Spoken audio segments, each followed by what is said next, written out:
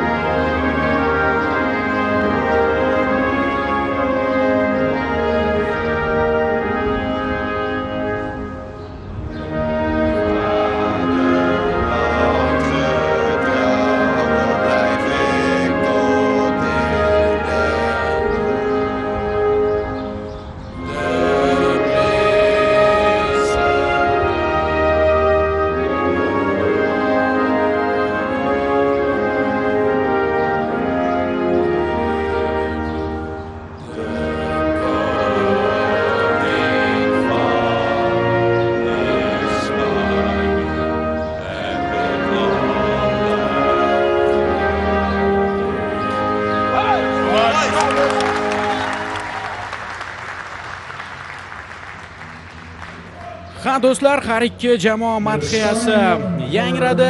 Jahon chempionatiga so'nggi tayyorgarlik vazifasini bajarib beruvchi qarama-qarshilik. Niderlandiya haqida ma'lumot berishni mutlaqo menimcha hojati yo'q. Jahondagi eng kuchli terma jamoalardan biri, jahon chempionatlarini yondirgan o'sha 2010-yilgi finalchi Lolalar yurtiga qarshi bahs olib boramiz. Mana Niderlandiya jamoasi yulduzli tarkibi namoyish etib berilmoqda. Muhammadiyor, bu uchrashuvda bir to'qnashuv shaxsan men uchun juda ham qiziqarli ko'rinyapti. Mana bu 4-raqamdagi Niderlandiya terma jamoasi sardori Virgil van Dijk hamda Abduqodir Husanov. O'tmish va kelajak deb menimcha aytsak bo'laveradi. Ha, rostdan ham Angliya Premyer Ligasi va butun dunyoda eng yaxshi himoyachilar qatoriga kiradigan futbolchilar to'qnashuvi. Van Dijk vaqtida oltin to'p uchun da'vogar sifatida e'tirof etilgan, hozir ham shubhasiz dunyoning eng zo'rlaridan biri va o'zi umuman olganda Niderlandiya terma jamoasining himoyasini istalgan yurt terma jamoasi orzu qilsa bo'ladi.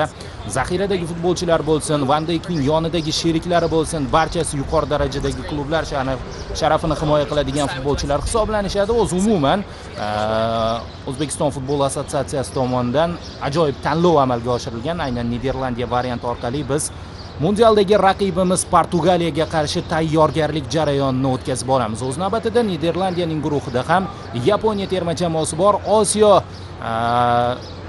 mamlakatiga qarshi, O'zbekistonga qarshi o'ynab tayyorgarlik ko'radi Yevropa jamoasi ham. Bu bizning tarkibimiz. Birinchi uchrashuv bilan solishtirilganda 4 ta futbolchi almashtirilgan, rotatsiyalar bor va katta ehtimol bilan bugun Cannavaro jahon chempionati uchun o'zining asosiy tarkibini aniqlab oladi. Hans Jortsma was 21 jaar lang de teammanager van het Nederlands elftal van 1996 tot 2017. Hij stond bekend als dapper, kritisch en bescheiden. Had oog voor alles en hij deed zijn werk het liefst op de achtergrond. Demak, uchrashuv 1 daqiqalik met een moment van stilte, waarvoor ik u allemaal wil vragen om niet mogelijk te gaan staan. boshlanadi. Ladies and gentlemen, Last Thursday, Hans Jortsma passed away at the age of 77. Hans Jortsma was the team manager of the Dutch national team for 21 years. 21 yil mobaynida Niderlandiya terma jamoasida jamoa menejeri bo'lib ishlagan inson vafoti munosabati bilan demak sukut saqlanadi mana bu uchrashuvda. We will commemorate him with a moment of silence, which I would like to ask you to all stand if possible.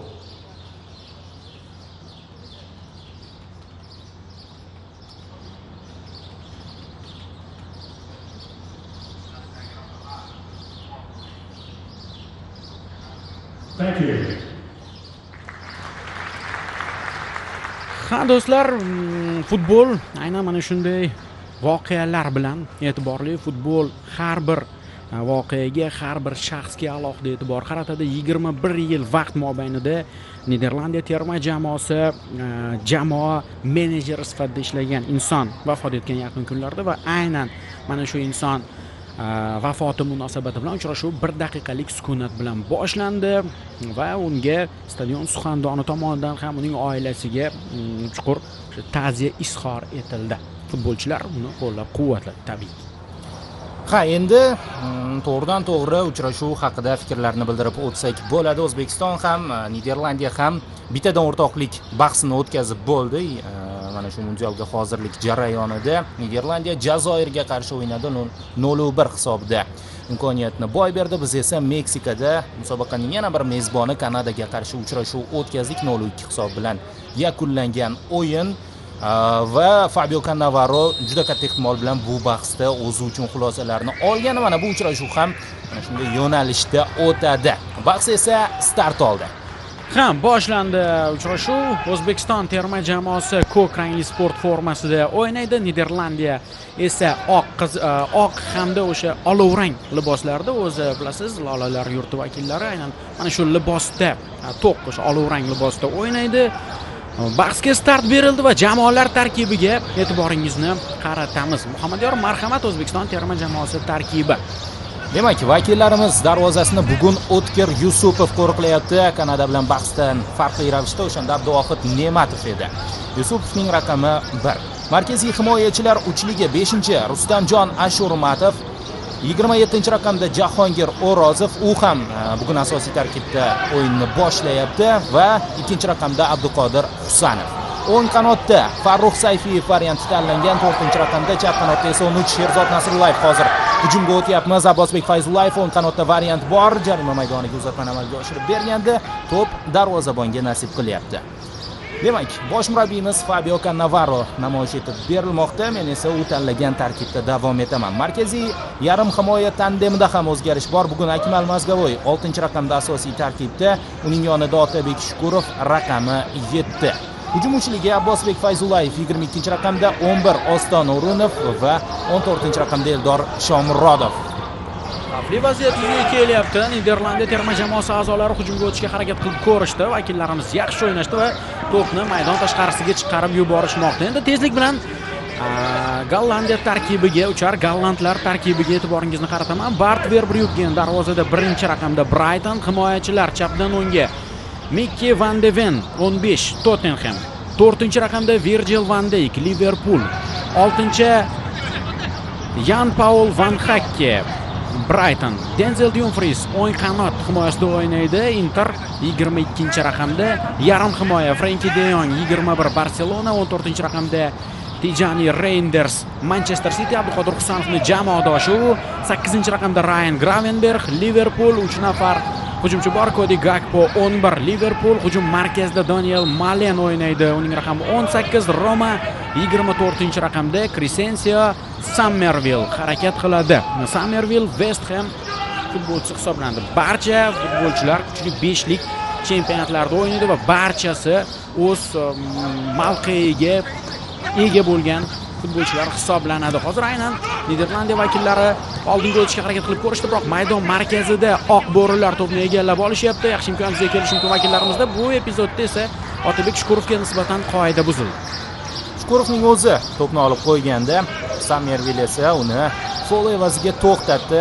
Ronald Koeman namoyish etib berilmoqda. Niderlandiyalik sobiq futbolchi va murabbiy. Terma jamoadagi faoliyati anchagina yaxshi chiqyapti. Uning mundial saralashida ajoyib ishtirok etdi. Niderlandiya eng kam gol o'tkazgan jamoalardan biri. Tasavvur qiling, atigi 4 ta to'p o'tkazib yubordi bu jamoa. Himoya rostdan ham kuchli va bugun ko'ryapmizki, dastlabki daqiqalarda o'sha himoya bir necha bor xatoga yo'l qo'ydi. Standart vaziyat. Ichkariga uzatma amalga oshirildi. To'p uzoqlashtirilyapti. Keyingi zarba yomon emas. Vakillarimizning imkoniyatlari yuzaga kelyapti. Otabek Shukurov zarba yo'lladi uzoq masofadan. Bir paytlar Niderlandiya hamda O'zbekiston to'qnashuvini faqat o'sha hazillarda uchratardik. Muhammadiyor, qarang, terma jamoamiz darajasi shu darajada o'sdiki, hattoki o'sha Niderlandiya kabi jamoalarning o'zlari tashabbus bildiryapti. Bizga qarshi o'rtoqlik uchrashuvi o'tkazishdan manfaatdor va O'zbekiston terma jamoasi jahon chempionatida ishtirokini boshlaydi. Yaqin qolyapti mundialga 3 kun qoldi o'zi startga. Ochilish o'yini 11-iyun kuni 23:45 dan boshlab start oladi va albatta siz uni Futbol TV'da jonli efirda tomosha qilish imkoniga egasiz. Futbol TV sport telekanali umuman sport ijodiy birlashmasi faqat mundial kayfiyatda yashamoqda. Milliy terma jamoaga oid xabarlarni, murabbiyimiz yoki futbolchilarimiz bergan intervyularni va dunyo bizni qanday kuzatayotganini ham tinimsiz ravishda aynan telekanallarımizda, informatsion dasturlarda yoritib boryapmiz.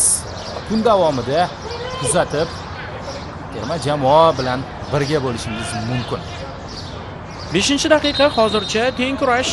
O'zbekiston terma jamoasida ham vaziyatlar bo'lyapti va yagona zarba bizning vakillarimiz tomonidan yo'llandi. Nyu-Yorkda havo harorati 22 daraja issiq ekan. Biroz bulutli ob-havo. Futbol o'ynash uchun ayni muddao deyishimiz mumkin. Va aynan mana shu mamlakatlar iqlimiga ham moslashyapti. O'zbekiston Nyu-Yorkda, Meksikada o'yinni o'tkazadi, umuman Shimoliy Amerika iqlimiga. Va agar guruh bosqichidan muvaffaqiyatli chiqa olsak, Kanadaga ham borishimiz mumkin. Bu yoqni vaqt ko'rsatadi. Hozir esa to'p outdan o'yinga kiritildi. Abbosbek Fayzullayev yaxshi o'ynadi. Ortga to'p qaytarilyapti. Bart Verbruggen.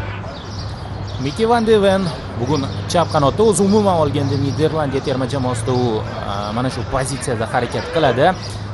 Klubida esa markaziy himoyachi sifatida ko'proq o'yin o'tkazadigan futbolchi. Tezlik juda yuqori. Bugun Van de Ven va Husanov tezlik borasida bemalol raqobat o'tkazishi mumkin. Buning imkoniyati bor. Va yana bir foul. Endi Oston O'runov to'xtatildi qoidabuzarlik bilan. Bugun translyatsiya rejissyorlar tomonidan bir futbolchi juda ko'p ko'rsatilyapti. Bu Timber, Yurian Timber, Arsenal vakili yangi qaynoqqina chiqqan xabar, jarohat olgan va mundialni o'tkazib yuboradi. Uning o'rniga Frimpong jalb etilyapti Liverpool klubidan. Ammo Timber uchrashuvni mana shu stadionda kuzatib boryapti. O'zi Jeremy Frimpong mundial tarkibidan tushib qolganligi juda ko'p muhokama qilingandi Niderlandiyada va oxir-oqibat baribir unga nasib etgan ekan. Hozircha mana qarang, Muhammadiyor biroz ertaroq kutib olyapti terma jamoamiz a'zolari. Bu vaziyatda esa o'yin qanotga uzatma amalga oshirildi. Denzel Dumfries juda ham xavfli va uni matbuot Real Madrid bilan bog'layapti. O'zi himoya rostdan ham dunyoda eng kuchlilardan. Niderlandiyada Van Dijk, Van Hekke, Dumfries, Van de Ven.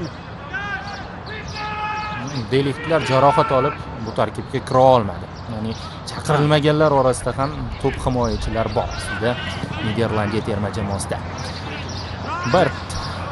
Verbruggen chap qanotga to'pni yetkazib berdi. Juda ham kuchli jamoa-yu, lekin jahon chempionatlarida omadsiz jamoalardan biri sifatida e'tirof etiladi. 3 marta finalda o'ynagan va har 3 finalda ham imkoniyatni boy berib qo'ygan.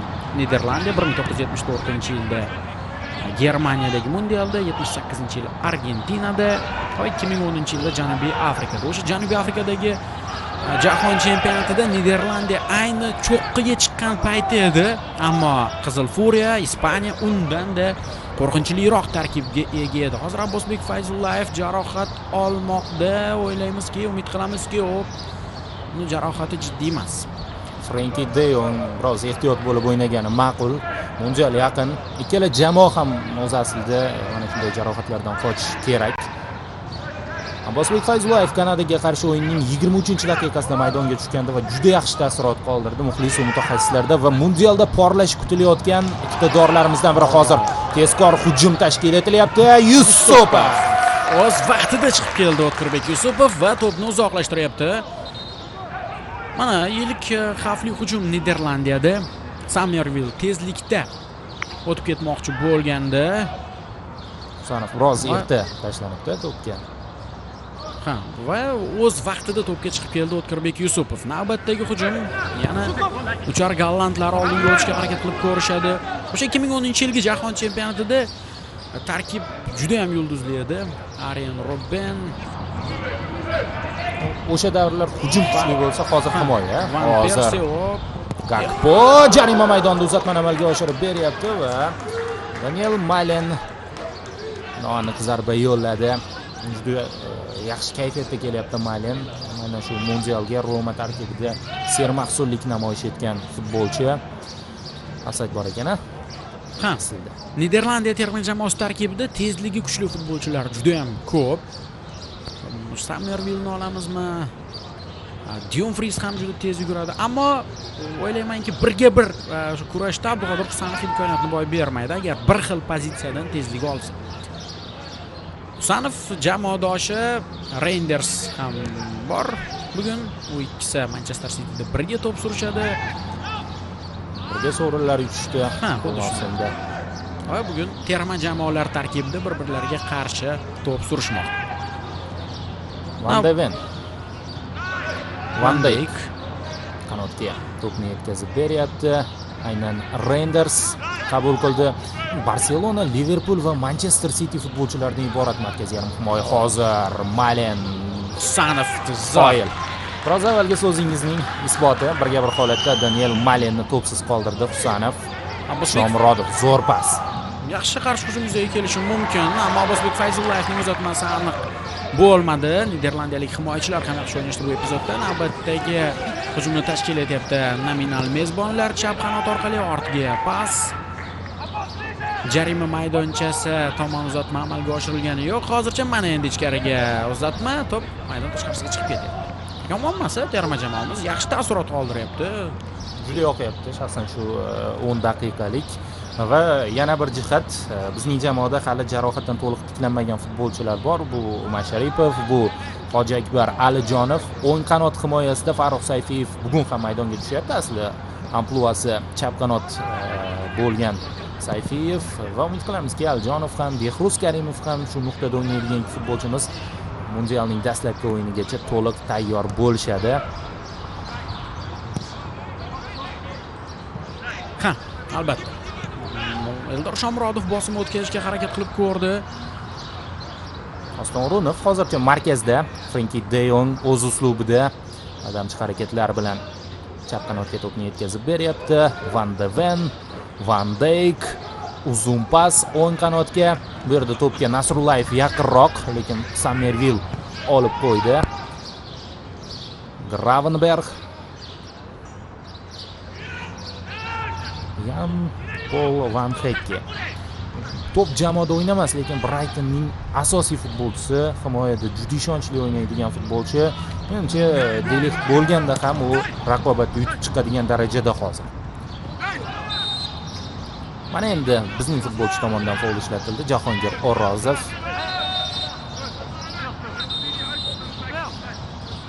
Niderlandiya F guruhida qatnashadi. Jahon chempionatida biroz avvalroq aytib o'tganimizdek, Yaponiya bor bu guruhda, Shvetsiya hamda Tunis. Guruh favoriti sifatida aynan Niderlandiya e'tirof etilyapti. Tarkib e'tiboridan ham, reyting e'tiboridan ham hozir navbatdagi hujum tashkil etilyapti. Uchar gollandlar tomonidan ichkariga uzatma xavfli vaziyat. Zarbaga bermaslik kerak. Yaxshiyamki zarba noaniq chiqdi. Reinders mana shu noaniq zarbani yo'lladi. Niderlandiya bazasi Kansas Cityda. O'zbekiston bazasi esa Atlantada. Mana ofsayd yo'q ekan. Bundan tashqari holat yo'q edi. Zarba esa noaniq chiqdi. O'zi aslida Niderlandiya tanlanganining yaxshi tomoni ham shu, baribir hujumlar bo'ladi va Portugaliyaga qarshi o'yin uchun eng zo'r variant deb baholanyapti mutaxassislar tomonidan. Portugaliyaga eng yaqin uslubda o'ynaydigan terma jamoa aynan Niderlandiya. Markazda ham juda kuchli, sababli ikkinchi turdagi raqibimizga hozirlik ko'ryapmiz deb bemalol ayta olamiz. Ha, 100% fikringizga qo'shilaman. Aynan markaz masalasida Frenkie de Jong, Reinders, Gravenberg Niderlandiyada juda ham kuchli futbolchilar. Portugaliyada Bruno Fernandes o'ynaydi. Vitinha bor, Joao Neves. Xullas, markaz borasida ham juda kuchli. O'zi Yevropa futbolida texnikasi kuchli futbolchilar jam bo'lgan. Portugaliyada ham, Niderlandiyada ham.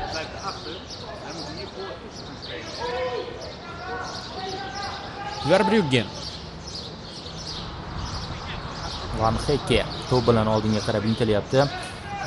Markazda, o'rta blokda kutib olyapti futbolchilarimiz raqibni. Juda yuqori pressing ham emas, quyi pressing ham emas.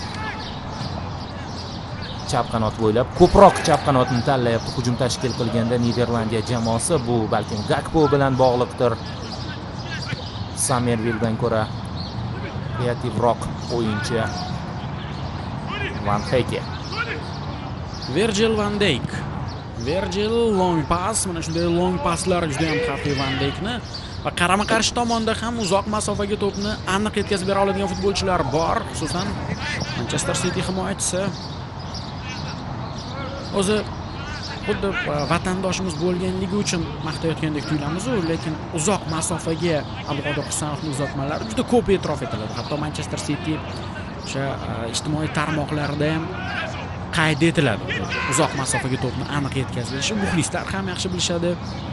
To'p nazorati borasida ustunlik Niderlandiya tomoniga o'tdi, ammo bu menimcha Fabio Cannavaro tomonidan tanlangan taktik usul. Fayzullayev hozir qoida buzdi Gravenbergga nisbatan. Bugun juda qiziq statistika chiqdi. O'sha bo'y borasidagi ko'rsatkichlar. Guruhda eng bo'ydor jamoa ekanmiz mundialda, o'z guruhimizda, ikki guruhda va bir jihat borki, bugungi raqibimiz Niderlandiya umumiy musobaqaning eng bo'ydor jamoalaridan biri. Ikkinchi qavatda yaxshi o'ynaydigan futbolchilari bor. Bugun standart vaziyatlarda ham sinovdan o'tamiz bu masalada. Albatta, hozir chap qanot orqali hujum tashkil etilishi mumkin edi, ammo Oston O'runovgacha to'p yetib bormadi. Bart Verbruggen, Frenkie de Jong. Navbatdagi hujum tashkil etilyapti Niderlandiyaliklar tomonidan. Va shu yerda to'pni egallab olyapmiz. Qoida buzildi. Va Kanadaga qarshi o'rtoqlik uchrashuvi yaxshi tayyorgarlik vazifasini o'tab berdi. Unda birinchi taymda zo'r o'ynadi terma jamoamiz va o'ylaymanki ikkinchi bo'limda terma jamoamiz biroz passivroq harakat qildi. Baribir bu Jahon chempionatidan oldingi tayyorgarlik bo'lganligi uchun murabbiy barcha kartalarni ochib yubormadi. Ha, o'zi favoritlar ham o'rtoqlik o'yinlarida muvaffaqiyatsiz ishtirok etyapti. Jahon chempionligi asosiy da'vogarlari va bu normal qabul qilinadigan holat. O'rtoqlik uchrashuvlari o'z nomi bilan o'rtoqlik maqomida va bu yerda natija talab etilmaydi. Ha, masalan, yaqqol misol sifatida aytishim mumkin, Niderlandiya Jazoirga imkoniyat boy berib qo'ydi 1-0 hisobda. Undan avval esa Ekvador bilan durang o'ynadi 1-1. Mana shu raqibimizni o'zidan misol qilib olishimiz mumkin. Chap qanot orqali hujum tashkil etiladi Niderlandiyada. Noaniq uzatma. Qarshi hujumga chiqa olamizmi? Bugun markazda Akmal Mazgo'y Shukurovga tandem sifatida tanlangan va yaxshi taassurot qoldiryapti hozir markazdagi o'yini bilan nomdor raqiblarga qarshi. Hozir aynan u uzatmani amalga oshirib berganda Shomurodov reytingni davom ettirdi va to'pni raqib hududida olib qo'yyapmiz. Ha, aynan Eldor Shomurodovning bosimi natijasida Verbruggen noaniq uzatmani amalga oshirdi. Fabio Cannavaro bu dunyo tarixidagi eng yaxshi himoyachilardan biri, oltin to'p sohibi, Jahon chempioni va Van Dijk, Sanov qanaqadir bog'lamlarni yasashimiz mumkin. 4 ta mundial ishtirokchisi Cannavaro, bu borada ham tajriba katta. Hozir Eldor Shomurodov ofsayddan chiqib kelib to'pni qabul qilganligi uchun yon chiziq hakami bayrog'ini yuqoriga ko'tarmoqda. Mana bu yerda aniq ko'rib olishimiz mumkin. Va yaxshi o'ylagandi Shomurodov. Ayken Stadium. Aynan faqatgina o'sha futbol bahslarini o'tkazishga ixtisoslashmagan, yengil atletika bahslari o'tkaziladi, amerikancha futbol o'tkaziladi bu o'yingohda. Aynan shunday inson sharafiga qo'yilgan Ayken konstruksiyani boshlash uchun 10 million yevro pul ajratgan. Shundan so'ng bu stadion loyihasi yuzaga kelib, stadion qurilgan. Uning sharafiga mana shunday nomlangan. Niderlandiya bosimi o'tkazmoqda. Terma jamoamiz a'zolari esa qarshi hujumga chiqishlari mumkin. Eldor Shomurodov yaxshi o'ynadi. Eldor Shomurodov ostona urinib o'tib ketishi mumkin. Driblingga ancha kuchli O'runovni va to'p maydon tashqarisiga chiqarib yuborilyapti. Gravenberg o'ng qanot himoyasiga yordamga yetib kelganda Dumfries o'zi odatda hujumga chiqib ketadigan himoyachi va sug'urtalab qo'yadi uni ba'zida markaziy yarim himoyachilar. Hozir qoida buzilmadimi? Yo'q, o'yinni davom ettirish kerak deyapti hakam.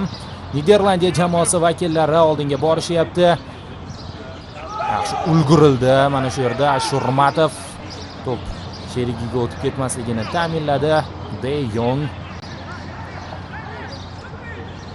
Gravenberg, Van Dijk, Van Hekke.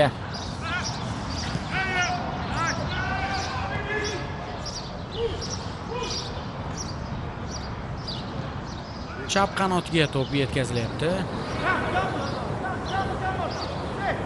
Niderlandiya futbolchilari ko'pchilik bo'lib bizning yarim maydonimizga o'tib olgan. Deyarli barcha futbolchilar Total futbol namoyish etmoqchi Ronald Koeman. Bu futbol bilan juda yaxshi tanish. Total futbol asoschilari Niderlandiya, Johan Cruyff, Johan Neskens, o'sha birinchi final davri. Hozir zo'r pas amalga oshirildi, lekin pozitsion nuqtai nazardan himoyachimiz yo'nalishni yopdi. Bu Abduqodir Husanov edi. Uzatma amalga oshirish imkonini bermadi vakilimiz. Ammo variantlar izlayapti Niderlandiya. Uzoqdan zarba. Aniq. Yusupov to'pni o'yinga kiritib beradi. Ikkita uchrashuvda ikki xil darvozabonni maydonga tushiryapti Fabio Cannavaro.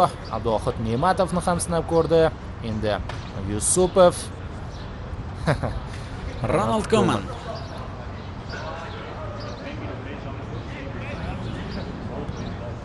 Barselonadagi faoliyati biroz tanqid qilingandi Koemanning, lekin Niderlandiya bilan yaxshi ishlayapti. Niderlandiya terma jamoasida ancha muvaffaqiyatli ishlamoqda bu murabbiy. Endi Barselonada uni uslubi tanqid qilindi. Qandaydir moslashib keta olmadi Kataloniya jamoasida. Va tush davriga ham to'g'ri kelib qoldi Barselonaning.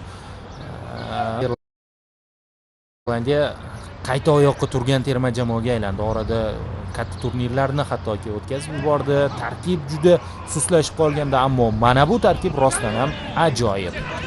Va Frenki de Jong hamda Van Dijkning intervyulari mashhur bo'lib ketdi. Bunaqa tarkibni ko'rib chempionlikka asosiyda olganmiz deb o'ylayapman degan. Hozir Abbosbek qanday o'tib ketdi? Fayzullayev jarima maydoniga yaqinlashyapti. Biroz orqaroqqa bo'lib qoldi uzatmasi. Ham Istanbul Başakşehir'dagi jamoadoshiga uzatmani amalga oshirgandi.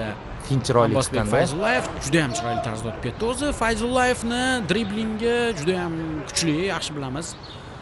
Bir futbolchidan bemalol o'tib keta oladi. Garchi u uchar gollandlarning yulduzli futbolchilari bo'lsa ham va nariga qanotimizda ham Oston O'runovda bir o'yini chiqib qolsa, o'sha Misr himoyasini nima qilgandi?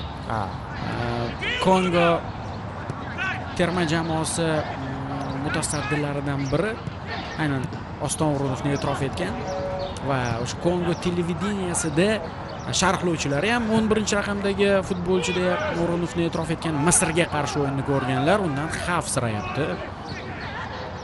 Va dunyoning eng tezkor futbolchilari 10 taligiga kiradigan ikki o'yinchiga qarshi o'ynashyapti. Van de Ven APLning Husanov bilan birgalikda eng tezkor futbolchisi va o'ng qanotda Denzel Dumfries aynan tezligi bilan nom qozongan yana bir himoyachi. Van de Ven 36 km/soatdan ko'proq tezlikka erishgandi. Mana shu APL mavsumida juda ham tezkor va aynan Abduqodir Husanov u bilan raqobat qildi bu borada. O'yin qanotiga uzatma amalga oshirilyapti. Niderlandiyaning navbatdagi hujumi. Uchar gollandlar variantlar izlamoqda, ammo tartibli himoyamizni yorib o'tish uchun hozir imkon topa olishgani yo'q. Ichkariga pas O'tkirbek Yusupov o'z o'rnida. Taymning yarmidan o'tdik. Ha, birinchi bo'lim ancha vaqt ortda qoldi. 0-0 hisobi. Vaziyatlar borasida yaqqol bir tomonning ustunligini ayta olmaymiz. Ha, Malenda bo'lgan imkoniyatlar bu juda yuqori ball beradigan darajada edi. Ammo bizda so'nggi paslar ba'zida yetishmay qolyapti. Hujumgacha borishda shaxsan men muammo kuzatayotganim yo'q. Tabiiy ravishda ikkinchi raqamda o'ynayapmiz bu uchrashuvda. Hozir cooling breakda saflab olish uchun tanaffus e'lon qilinyapti hakam tomonidan. Cooling break yuzaga kelyapti. Bu orada stadion maysasi ham sug'oriladi, biroz salqinlashtiriladi. Futbolchilar nafas rostlab oladi. O'zbekiston terma jamoasi zaxirasidagi futbolchilar ham bugun o'yin amaliyotiga ega bo'lishi kutilyapti. Chunki mana bu o'yin yakunlangandan so'ng o'sha kamroq o'yin amaliyotiga ega bo'lgan futbolchilar uchun yana 2 taymdan iborat, 30 daqiqadan iborat 2 taymli o'yin o'tkazilar ekan. Bu translyatsiya qilinmaydi. Niderlandiya terma jamoasi bilan birgalikda mana shunga kelishuvga erishilgan. Bundan Ronald Koeman jamoasi ham manfaatdor, Fabio Cannavaro jamoasi ham manfaatdor. O'zi mana bu o'yin ham yopiq eshiklar ostida o'tmoqda. Yaxshi bilasiz, mana bir necha bor sharh mobaynida ham aytib o'tdik. Muxlislar tashrif buyurmagan. Muxlislar tashrifiga agar ijozat berilganda, menimcha bo'sh o'rindiqni topish qiyin bo'lardi. Ha, yana bir jihat, ikkala jamoa bosh murabbiyi ham bu uchrashuvda to'liq tarkiblarni almashtirib tashlamasa kerak. Xususan Koeman shu haqida intervyu ham berib o'tdi. Ya'ni men asosiy tarkibimni 90 daqiqa qanday o'ynashni ko'rib olmoqchiman. Zaxiradagi futbolchilar uchun boshqa yana qo'shimcha o'yinni shuning uchun so'radim deb aytib o'tgan. Bu esa uchrashuvdagi epizodlar. Yusupov Summerville to'qnashuvi. Keyinchalik esa Malen Gakpo uzatmasidan so'ng darvozani ishg'ol eta olmaganda. Umuman olganda ustunlik Gollandiya tomonida, ammo vaziyatlar bo'lyapti bizda va quvonarli tomoni tartibli himoyalanyapmiz. Iste'dodlarga to'la Niderlandiya terma jamoasi hozircha darvozamizga yo'l topa olgani yo'q. Shu yerda taktik tomonlarni ham ko'rib oladi. Har ikki jamoa murabbiylari biz Portugaliyaga qarshi qanday o'ynaymiz, Kolumbiyaga qarshi, Kongoga qarshi menimcha allaqachon reja bor. Allaqachon Fabio Cannavaro'da asosiy tarkib borasida ham menimcha o'sha qarori mavjud. Faqat ko'rib olyapti, yanada sayqallab olmoqda mana shu rejalarni. Bu yo'lda esa yaxshi raqib tanlanganligini e'tirof etmasdan iloji yo'q. Ronald Koeman musobaqaga alohida tayyorgarlik ko'rgan va Niderlandiya jamoasi yordamchi murabbiylari orasida biz Rudvan Nistelrooyni ham ko'rdik. Bizda ham aslida shunday Fabio Cannavaro juda ham katta shtab bilan milliy jamoani boshqaryapti. Jismoniy tayyorgarlik bo'yicha qo'shimcha mutaxassislar jalb etildi. Har bir futbolchi bilan maxsus dasturlar ustida ishlanyapti jismoniy holatni yuqori darajaga olib chiqish uchun va buning mevasini mundialda albatta ko'ramiz. Cooling break yakunlandi, o'yinga qaytdik. Niderlandiya terma jamoasi a'zolari yonsizdan to'pni o'yinga kiritib berishlari kerak.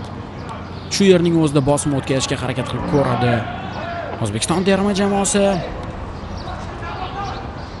Frenkie de Jongga qarshi Abbosbek Fayzullayev oxirigacha borish kerak. De Jong o'ngroqqa to'pni yetkazishga qaror qildi.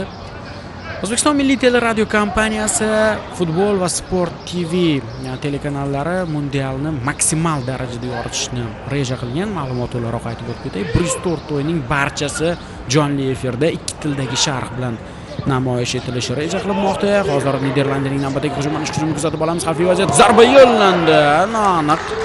Yaxshiyamki aniq bo'lmadi va har kuni mundialga bag'ishlangan dasturlarimiz bor. Jahon chempionati studiyasi har bir kun o'yinidan avval, o'yindan keyin. Albatta bu dasturlar Telegram sahifamizda e'lon qilib boriladi. Ijtimoiy tarmoqlarimizda kuzating. Va O'zbekiston Milliy teleradio kompaniyasi rahbariyati jurnalistlarni mundialga yuborishga qaror qilgan va jahon chempionatidan eksklyuziv kadrlarni aynan Sport va Futbol TVda tomosha qilish imkoniga egasiz. O'zbekiston terma jamoasi atrofidagi voqeliklar, terma jamoamiz o'yindan keyingi futbolchilar bilan intervyular, barchasini telekanallarimizda kuzatishni tavsiya qilaman. To'liq hajmda futbol hamda sport telekanallarida kuzatib boring deb qolamiz. Va mana bu o'rtoqlik uchrashuvi ham jonli efirda namoyish etib berilmoqda. Allaqachon 29-daqiqaga yetib kelindi. Eldor Shomurodov to'pni qabul qilyapti, variantlarni qidiradi. Shoma Romaning sobiq va ayni davrdagi hujumchilari to'qnashuvi bo'lyapti maydonda. Daniel Malen hozirda Rim klubi sharafini himoya qilyapti. Shomurodov yaxshi bilasiz, Roma jamoasida o'z vaqtida bir necha mavsumlar o'ynagan, Konferensiyalar Ligasi g'olibligini qo'lga kiritgan Mourinho qo'l ostida. Xuddi shunday maydon markazini bosib o'tdik, ya'ni O'rozov ulgurmadi. Hozir vaziyat takroran namoyish etib beriladi. Umid qilamizki, raqibda ham jarohat yo'q. Albatta. Keskinlikni umuman xohlamaymiz bu uchrashuvda aynan. To'qnashuvlar borasida o'yin keskin ruhda, hujumkor ruhda o'tsa mayli-yu, lekin jarohat olmasin bu bahsda. Ulgurmadi rostdan ham. Va endi tajribali futbolchi, niderlandiyalik o'yinchi bunaqa vaziyatda penalti ishlashni biladi va oyoqqa zarba ham qabul qilgan ekan Sam Mervel. Jahongir O'rozov ulgurmabdi va darvozamiz tomon penalti belgilanyapti. Cody Gakpo. Liverpool futbolchisi zarba yo'llaydi, unga qarshi O'tkirbek Yusupovdan ko'rdik saralash siklida penaltilarni qaytarganligini. Endi ko'ramiz O'zbekiston terma jamoasi qanday munosabat bildiradi. Qanday reaksiya bildiradi Fabio Cannavaro. Penalti bor edi. Hech qanday e'tiroz yo'q. Yusupov yo'nalishni topdi-yu, lekin qaytara olmadi. Qo'lga tekkan ekan hatto to'p.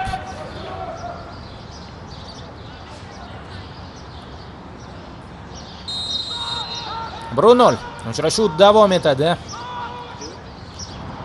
Jahongir O'rozov oldingi chiziqqa pas. Oston to'pni qabul qildi. Chiroyli fintku, lekin allaqachon yon chiziq oldida edi O'runov. Niderlandiya terma jamoasining asosiy to'purari va milliy jamoa tarixidagi eng yaxshi to'purari Memphis Depay birinchi uchrashuvda ham maydonga tushgani yo'q. Bugun zaxirada Depay namoyish etildi. va mundialda ko'rsak kerak uning asl mahoratlarini. Va mana shu o'yinda ham o'yinga tushirilsa kerak menimcha. Ha. Yorqin o'sha Niderlandiya futboli bilan solishtirganda Robben, Van Persie yoki undan oldingi Van Bastenlar avlodidek yorqin emas, ammo juda sermahsul futbolchi.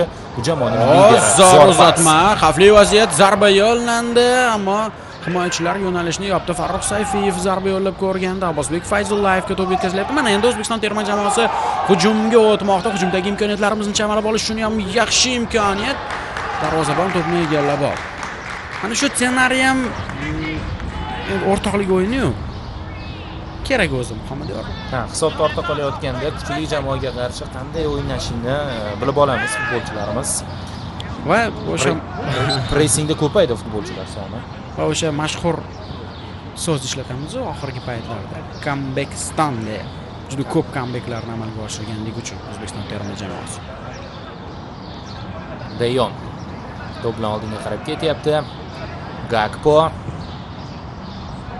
ortga uzatma. Van Dijk, Van Hekke. O'ng qanotga ko'chiriladi hujum. Yana bir futbolchi yiqildi. Qoidabuzarlik qayd etilyapti. Kechiktirilgan faol. Ko'ramiz hozir vaziyatni takroran. Yana Jahongir O'rozov. Yo'q, Abduqodir Husanov ekan bu safar. Bu safar Husanov urmoqda. Malen o'rnidan turib yugurib ketgan shu holatda ham, ammo hakam to'pni keyinchalik uchar gollandlar yo'qotganidan so'ng qoidabuzarlik qayd etdi. Standart vaziyat, Reinders to'p oldida. Jarim maydonchamiz ichida Niderlandiyaning bo'ydor futbolchilari jam bo'lishgan.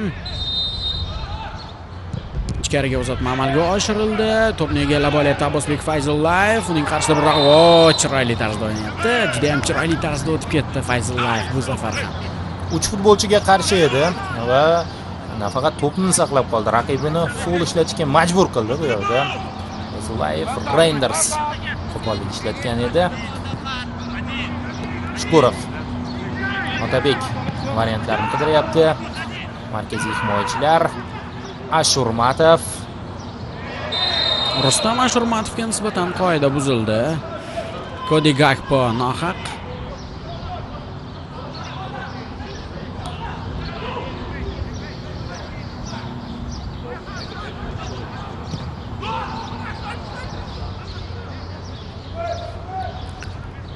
Husanov.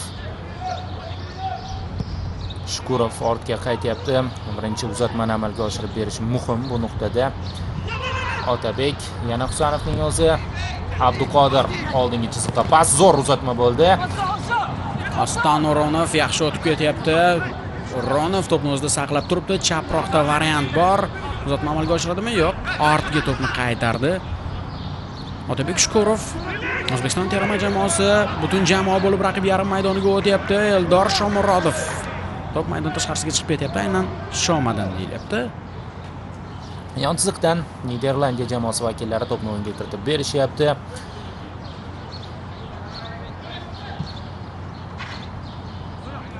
Van Hekke 37-daqiqa 1-0. Niderlandiya O'zbekiston. Cody Gakpo tomonidan penaltidan kiritilgan gol hozircha yagona bo'lib turibdi. Abbosbek Fayzullayev bosim o'tkazdi. Bart Verbruggen, Van Hekke, Miki van de Ven. Hozircha ortga pas. Eng oldinda Shomurodov, markazda esa 4 nafar futbolchi bosimni uyushtiryapti. Akmal Mazdovoy bu yerda faol tarzda yuguryapti. Verbruggen. Oxir-oqibatda olib qo'ydik pressing evaziga. O'rozov ammo 2 raqibini kutib oldi. Yaxshi, mana bu yerda Otabek Shukurovning harakati. Fayzullayev pozitsion Gakpo to'pga yaqin edi. Cody Gakpo chap qanotga to'pni yetkazyapti. Malen bor bu yerda. Unga qarshi Ashurmatov, Daniel Malen ortga to'pni qaytardi. Niderlandiya qarshi hujumlarda ham baribir xavfli. Frenkie de Jong. De Jongga bosim o'tkazdi futbolchilarimiz va qoida buzilibdi. Hakam biroz Niderlandiya futbolchilarini ham norozi qiladigan qaror chiqardi. To'p ularning o'zida edi. Shunga e'tiroz bo'ldi. Gravenberg Gakpo jarima maydoniga to'pni tashladi, ammo Husanov barchasini nazorat qilib bordi. Jamoadoshi Rendersga qarshi kurashdi.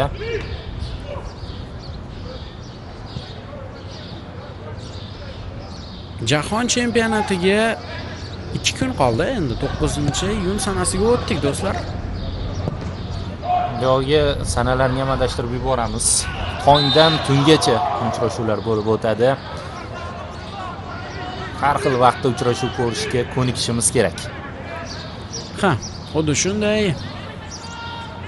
O'zbekiston terma jamoasi Sonlar borasida hisob ketdi. O'zbekiston terma jamoasi o'z o'yinini 18-iyun sanasida boshlaydi. Bizning vaqt bilan, Meksika vaqti bilan 17-iyunga to'g'ri keladi. Tongi soat 7:00 da ilk o'yinimizni o'tkazamiz. Ikkinchi o'yinimiz Portugaliyaga qarshi 22:00 da 23-iyun, 28-iyun kuni tongda 4:30 da Kongo Demokratik Respublikasiga qarshi bahs olib boramiz. Ma'lumot o'laroq uzoq masofaga to'p yetkazilganda O'rozov yaxshi o'ylagandi-yu, lekin keyinchalik uzoqlashib ketdi to'p yo'nalishi. Shomurodov bosimni davom ettiryapti. Oston qo'shildi. Yaxshi o'ynadi vakillarimiz. Qoida buzarliksiz to'pni olib qo'yapmiz. Yusupov. O'tkirbek Yusupov. Yana uning o'ziga to'p qaytarildi. Oston. Nasrullayev. Bitta uzatma bu yerda to'g'ri qaror bo'lmadi. Virgil van Dijk. Van Heke. Sekin-asta birinchi bo'limning yakuniga yaqinlashyapmiz. Ha, xuddi shunday. Cooling break uchun ajratilgan vaqtni agar kompensatsiya qilinadigan bo'lsa, taxminan o'sha yana 6-7 daqiqa o'yin o'ynaymiz. Birinchi taym hisobidan. Va bu pallada esa Niderlandiya hujum tashkil etyapti. Sommerville zarba yo'lladi. Himoyachilarimizga to'p tegib qaytyapti. Navbatdagi hujumni tashkil etishga harakat qilyapti Niderlandiya. O'ng qanotdan Malen ham qo'shilganda vaziyatga. Jahongir O'rozov yaxshi o'ynadi, zo'r o'ynadi. Uzatma amalga oshirib beryapti Oston O'runov. Qoida buzildi O'runovga nisbatan. O'tib ketayotgan Doston. Qarang, raqibni tanlamaydi O'runov. Van Heke fol ishlatishga majbur bo'ldi bu yerda. Yana bir ma'lumotni aytib o'tishimiz kerak. Bu bahs xalqaro o'sha futbolning yangi qoidalari asosida o'tyapti.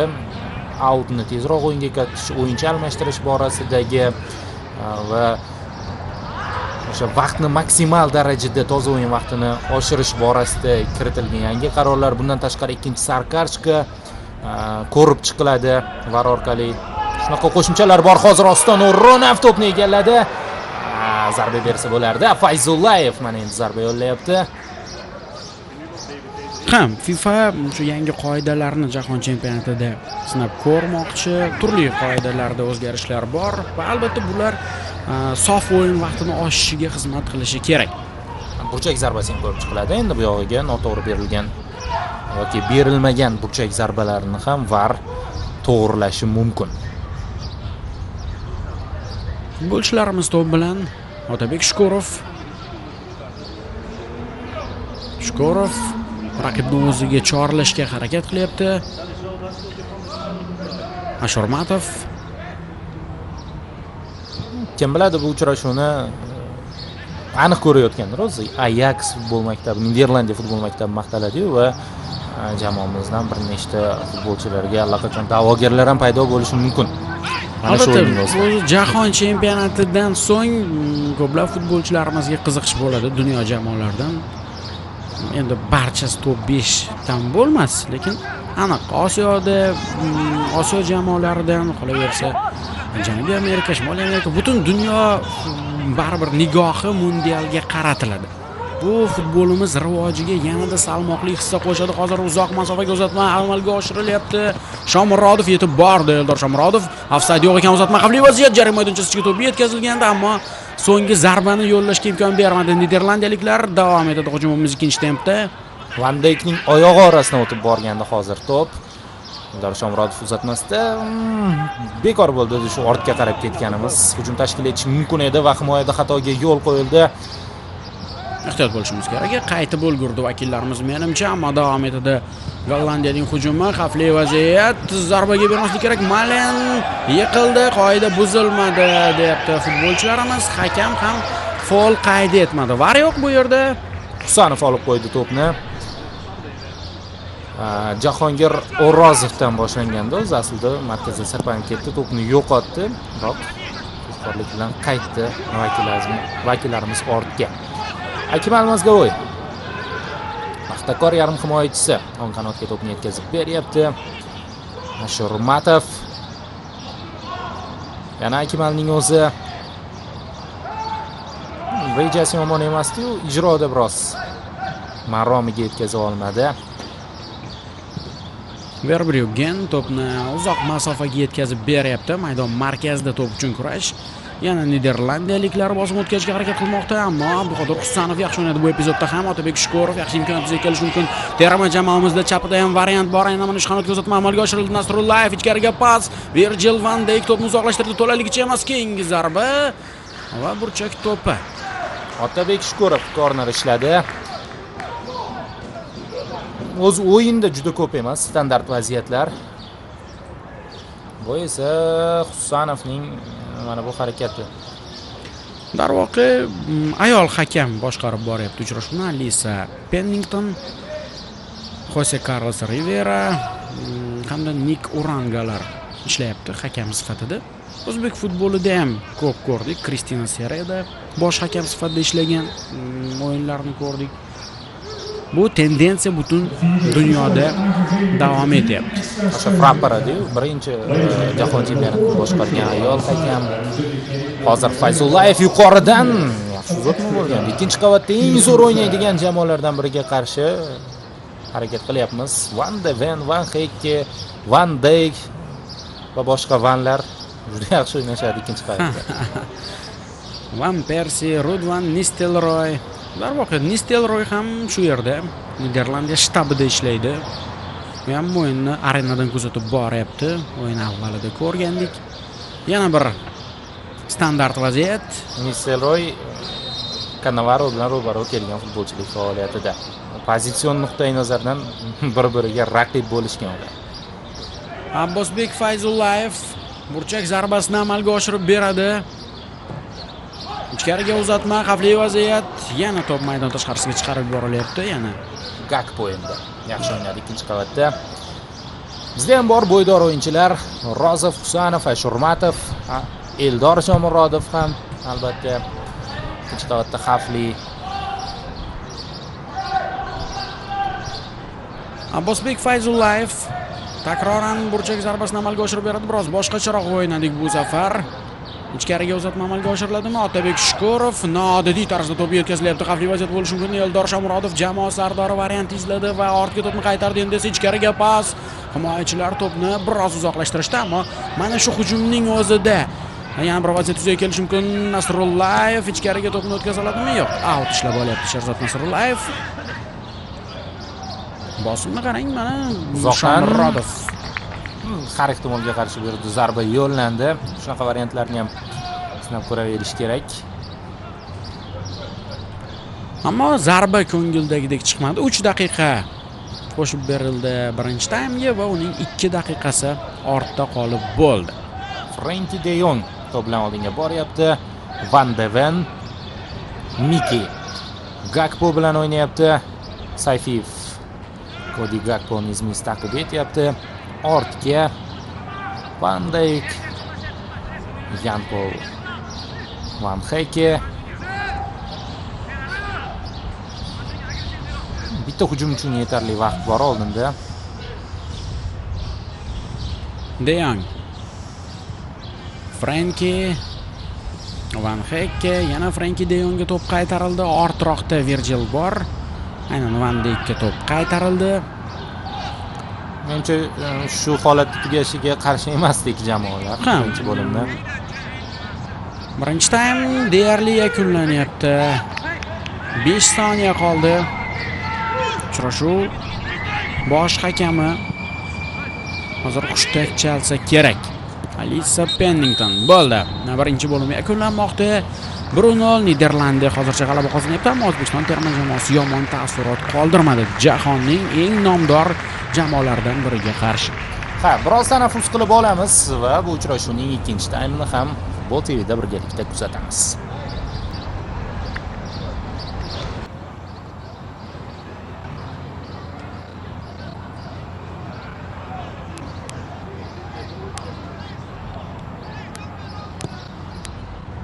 Do'stlar, qaytamiz Nyu-Yorkka. O'rtoqlik uchrashuvi O'zbekiston Niderlandiya ikkinchi taym boshlandi. Biroz avvalroq bizga mana bunday signal kelyapti Nyu-Yorkdan. Bizga mutlaqo aloqasi yo'q, ammo O'zbekiston terma jamoasining o'yini muhim. Shu holatda bo'lsa ham albatta kuzatamiz. Birinchi taymdan so'ng hisob 1-0 Cody Gakpo tomonidan penaltidan kiritilgan gol hozircha lolalar yurtiga g'alaba taqdim etyapti va ikkinchi bo'lim boshlandi. Standart vaziyat, Gollandiyada yana bir imkoniyat. Jarima maydoniga uzatma amalga oshirib berildi. Himoyachilarimiz qaytaryapti. Mana shunaqa nuqtalarda biroz shoshilayotgandek tuyulyapti. Darhol to'pni oldinga tepib yuborish holati, qarshi hujum uchun aslida imkoniyatlar mavjud bunaqa epizodlarda. Keling, Muhammadiyor jamoalar tarkibiga yana bir bor e'tiboringizni qaratamiz. Xo'p, O'zbekiston terma jamoasidan boshlayman. Darvozada O'tkirbek Yusupov birinchi raqamda, himoyachilar Rustam Ashurmatov 5, 27-raqamda Jahongir O'rozov, 2-Abduqodir Husanov, o'ng qanot laterali Farruh Sayfiyev, uning raqami 4, chap qanotda Sherzod Nasrullayev o'ynaydi 13-raqamda, yarim himoya zonasi Akmal Mazgavoy 6, 7-Otabek Shukurov, 3 nafar hujumchimiz bor. Oston O'ronov 11 chap qanotda, 22-raqamda o'ng qanotda Abbosbek Fayzullayev harakat qiladi. Hujum markazida esa Eldor Shomurodov, jamoa bosh murabbiyi italiyalik mutaxassis Fabio Cannavaro. Barchasi joyiga tushdi signal bo'yicha. Ha, toza signal yetib kelishni boshladi bu yog'iga. Hozir chiroyli kombinatsiya bilan kirib borgan raqiblarimiz oxirida to'p maydon tashqarisiga chiqarildi va ofsayd ham bor ekan. Demak, Niderlandiya jamoasi tarkibini eslatib o'tsam. Demak, qisqa uzilish yuzaga keldi. Niderlandiya jamoasi darvozada Bart Verbruggen birinchi raqamda. Himoyachilar 15 Mickey van de Ven, 4 Virgil van Dijk, 6 Jan-Pol Van Heyke, 22 Denzel Dumfries. Yarim himoyadagi futbolchilar 21 Frenkie De Jong, 14 Tejani Reinders va 8-raqamda Ryan Gravenberg. Hujum uchligiga 11 Cody Gakpo, 18 Daniel Malen va 24-raqamda Crescencio Summerville. Jamoa bosh murabbiyi Ronald Koeman.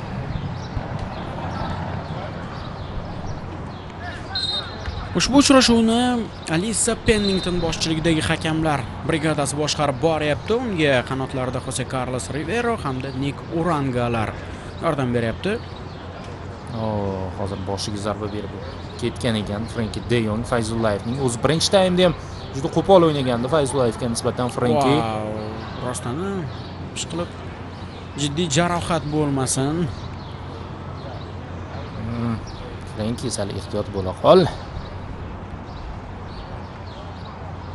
Abbosbek Fayzullayevda barchasi joyida.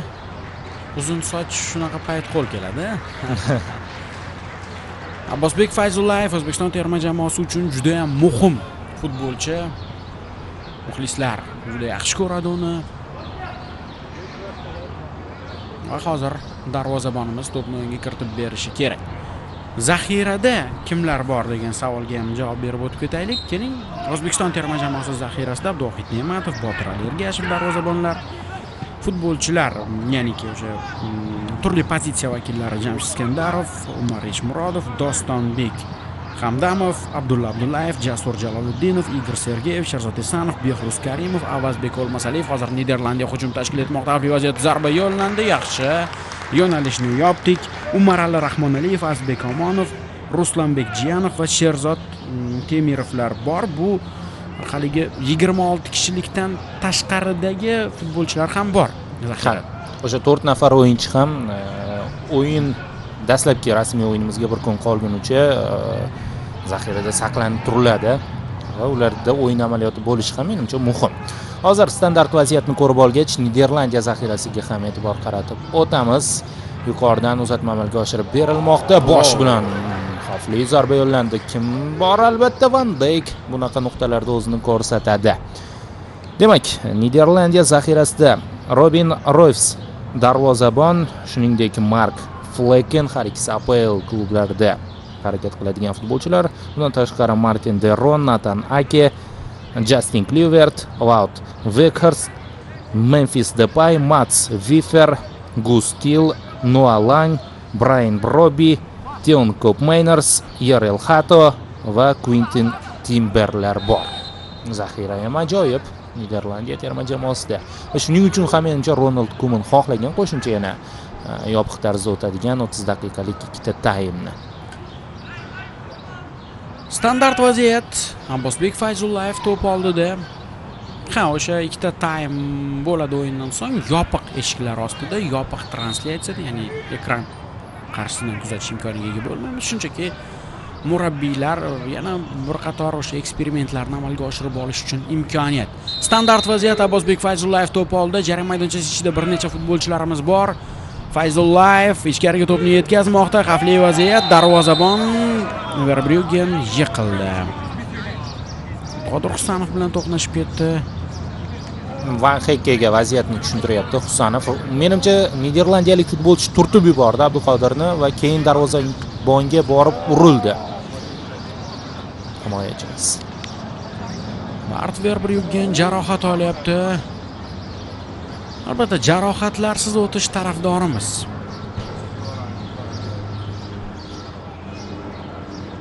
Verbruggenga ham noqulay yiqildi. Sog'lik tilaymiz. Mana ko'raylik. Mana Van Hekke turtib yubordi-da Husanovni va to'xtata olmadi o'zini. Shuni tushuntirdi. Va kimga tushuntirdi? Van Hekkeni o'ziga tushuntirdi. O'zi qilar ishni qilib qo'yib, aybdor aybni Husanovga yuklamoqchi bo'ldi. Ronald Koeman yangicha stilda chiqibdi ikkinchi taymga. Quyosh g'alaba qozongan, demak birinchi taymda Ronald Koeman ustida. O'rnidan turyapti Bart Verbruggen va zaxira darvozabonlari Flecken hamda Robin Royfs tayyorgarlikni boshlab yuborishdi. Ular baribir o'ynasa kerak bugun o'sha qo'shimcha yopiq taymlarda. Mark Flecken ham ancha iste'dodli darvozabon, bo'ydor. Hamdamov demak maydonga tushdi va adashmasam u O'runovni almashtirdi hozir maydonda. Abbosbek Fayzullayev o'zi uchun yanada qulay bo'lgan chap qanotdan joy olyapti. O'ng qanotda endi bu yoqqa Dostonbek Hamdamov harakat qiladi. Mabodo Verbruggen o'yinda davom ettira olmagan taqdirda Mark Flecken menimcha asosiy tarkibda ko'rsa kerak. Hozir Niderlandiya hujumda xavfli vaziyat, zarba va noaniq chiqdi. Imkon berib qo'yapti himoyachilarimiz. Flecken Bayer Leverkusen asosiy darvozabonlardan hisoblanadi.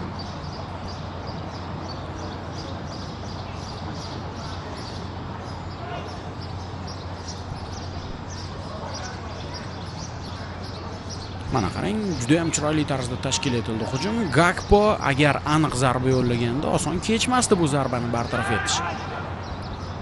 Yana Niderlandiya vakillari to'pga egalik qilishyapti. Gravenberg ortga qaytarib berdi to'pni.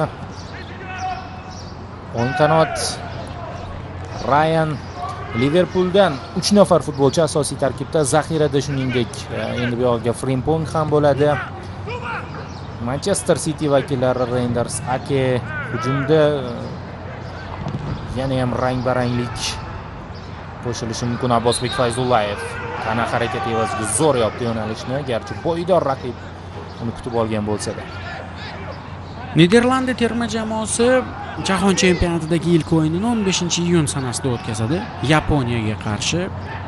Darhol yana Osiyo jamoasiga qarshi o'ynaydi Gollandiya va bizga nisbatan ertaroq o'tkazadi. Mana bugun 9-iyun sanasi bo'lsa, 6 kun vaqt qoldi Niderlandiyaning ilk o'yiniga mundialdagi. Hali ham Bart Verbruggen og'riq his etyapti. Mana sezilib turibdi. Noqulaylik his qilyapti. Ha, aslida Niderlandiyada ham juda oson bo'lmagan guruh. Shvetsiya, Yaponiya zo'r tarkib hosil qilgan. Har ikkisi Tunisdan ham surpriz kutib qolishi mumkin.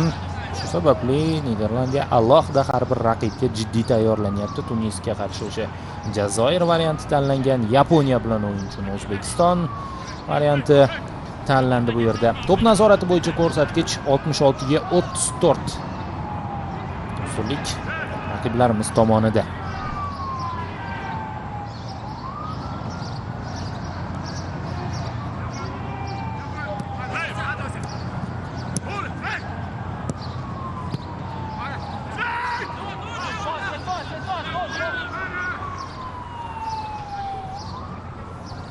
Ellik 7-daqiqaga yetib keldik. 1-0. Niderlandiya O'zbekiston hozircha yevropaliklar g'alaba qozonyapti. Yonsizdan to'p o'yinga kiritib berilmoqda. Darvozabon qabul qilyapti. Verbruggen, Van Heke, Van Dijk.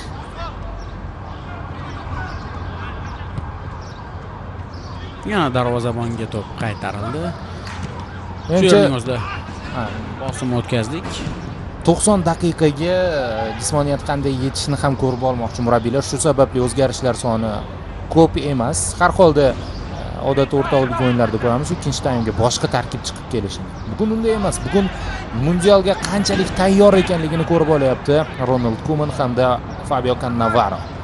Albatta, tayyorgarlik vazifasini o'tab beradi bu bahs. Turli eksperimentlarni amalga oshirib olishda mana shu Jahon chempionatiga qadar o'tkazilgan FIFA kunlarida mana endi asosiy tarkibni shakllantirib, ularni jismoniy holatni ham tekshirib olish imkoniga ega bo'ladi. Fayzullayev ulgurmadi. Abbosbek Fayzullayev yaxshi o'ylagandi, yaxshi o'tib ketgandi raqibdan, biroq keyinchalik o'zi ulgurmadi. Racingni davom ettiryapmiz. Eldor Shomurodov oldinga boryapti. Yordam kerak mana shu nuqtada, balkim atayin to'liqligicha pressingga o'tib ketmayotgandir jamoamiz. Himoyani unutishmayapti. Hozir uzun pas. Nasrullayevning ham tezligi yomon emas. Ko'rib olyapmiz alohida epizodlarda. Icon Stadium. Ruxsat berilganda anchagina muxlislar bilan to'ldirib qo'yardik bu tribunani. Ha, xuddi shunday. Maydonchimi juda havas qilarli holatda emas ekan. Endi albatta Jahon chempionati o'yinlari o'tkazilmaydi bu o'yingohda. Edgar Davids bu ham stadiondan o'yinni kuzatib boryapti.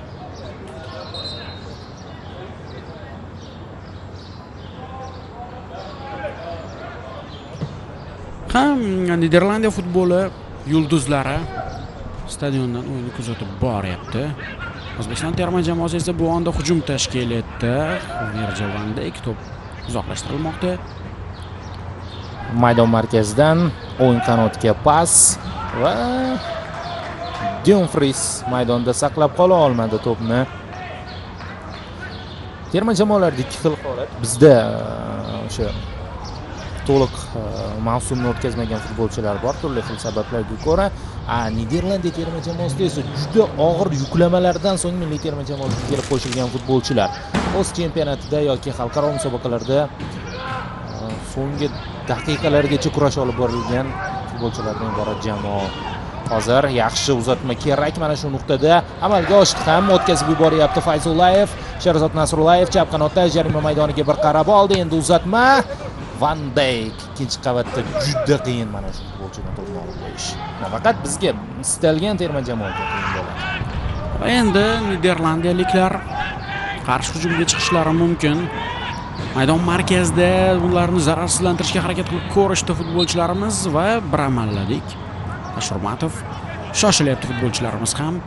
Mana shu ssenariy ostida o'ynab ko'rishga ham tayyorgarlik ko'rilmoqda. Hamdamov Shomurodov tomon to'pni yetkazganda, ammo baribir Gollandiya himoyasini yorib o'tish juda qiyin kechyapti.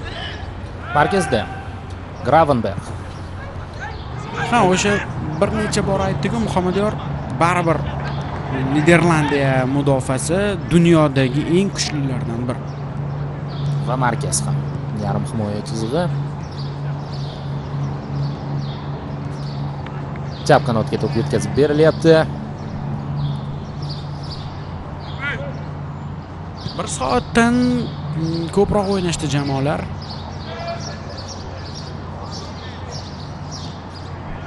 Yana ortga to'p qaytarilyapti. Van Hekke tayyorlanyapti.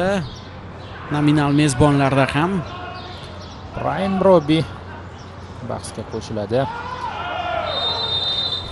ammo o'sha gol o'tkazib yubordik. Hozir standart vaziyat.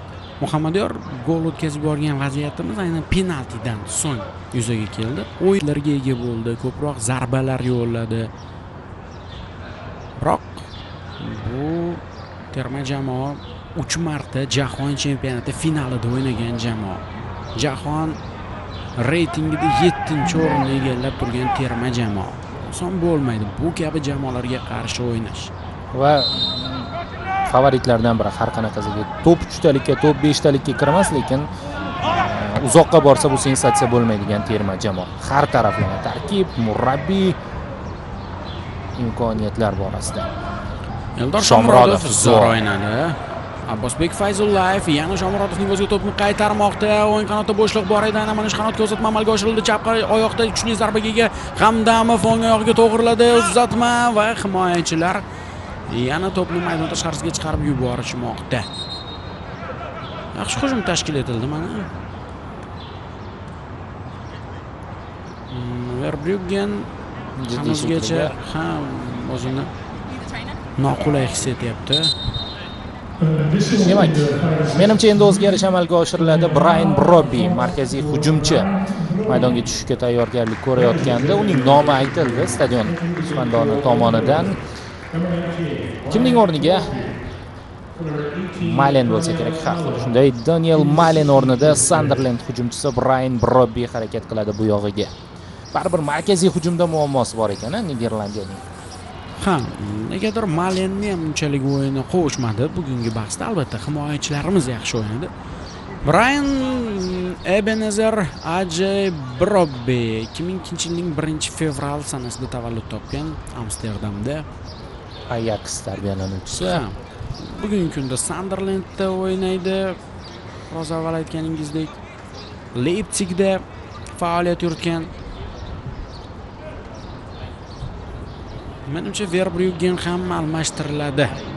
Bart Verbruggen Jahon chempionatidan oldin jarohat olmoqda.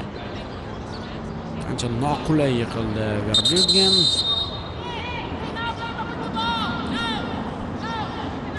Sanov bilan to'qnashuv, lekin bu to'qnashuvda sherigi ko'proq aybdor.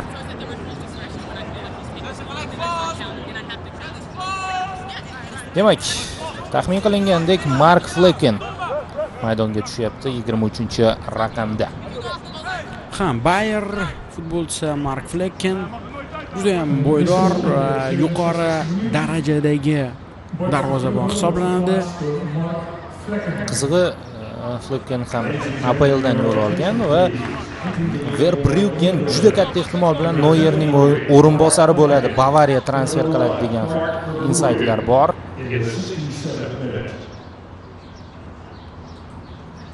Aytmoqchi bo'lganim, darvoza ham yomon emas Niderlandiyaning jamoasida. Ha, darvoza chizig'i ancha kuchli. Bu mavsumda Mark Flecken mavsumni bir qator o'yinlarini jarohat sababli o'tkazib yubordi. Keyinchalik Bayerda yana asosiy tarkibga qaytdi. Ogohlantirilyapti Rustam Ashurmatov sariq kartochka bilan markazda raqibni to'xtatib qolganligi uchun. Ammo Ronald Koeman Verbruggen asosiy darvozabon sifatida ko'rayotgandi. o'rtoqlik o'yinlarida ham ko'proq unga imkon berilayotgandi, biroq Verbruggen jarohat olib maydonni tark etmoqda. Mundial startiga esa oz vaqt qoldi. Niderlandiya o'yiniga 6 kun. Van Dijk ortga to'p qaytarib berilyapti. Frenkie de Jong —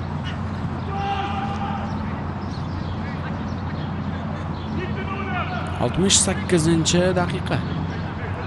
yakunga ham oz fursatlar qolyapti. 1-0 hisobda. Ikkinchi taymda umumiy hisobda ham vaziyatlar ko'p emas. Darvozalar tomon juda kam zarba yo'llandi. Yopiq eshiklar ostida o'tayotgan yopiq o'yinga aylanib ketyapti ikkinchi taym. Kuman shuni nazarda tutganmikan yoki yopiq o'yin o'tkazamiz deya.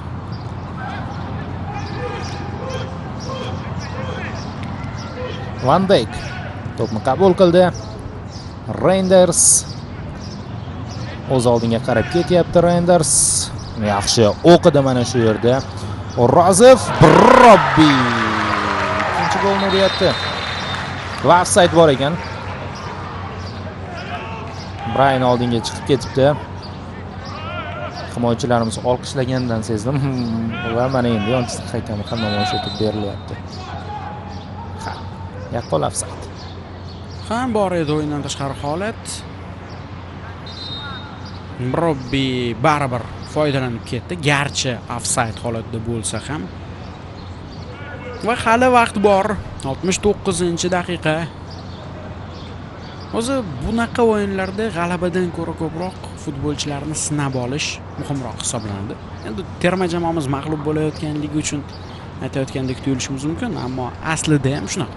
Hech qaysi murabbiy o'rtoqlik o'yinida natijani birinchi o'ringa qo'ymaydi.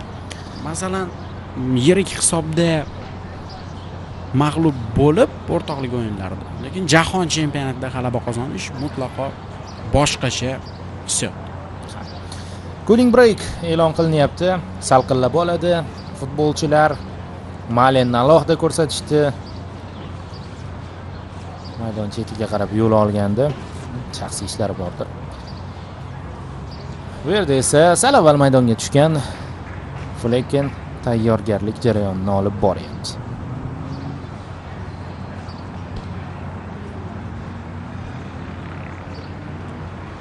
Bizda hozircha bitta o'zgarish bo'ldi. Dostonbek Hamdamov o'yinga qo'shildi, ammo zaxiramizda yana bitta tarkib plus yana zaxirada qoladigan futbolchilar bor. Endi plus bitta o'yin ham bor endi bu yog'iga. Shunaqa. Formaga tushib olishimiz uchun juda ham muhim edi mana bu kabi o'rtoqlik o'yinlari.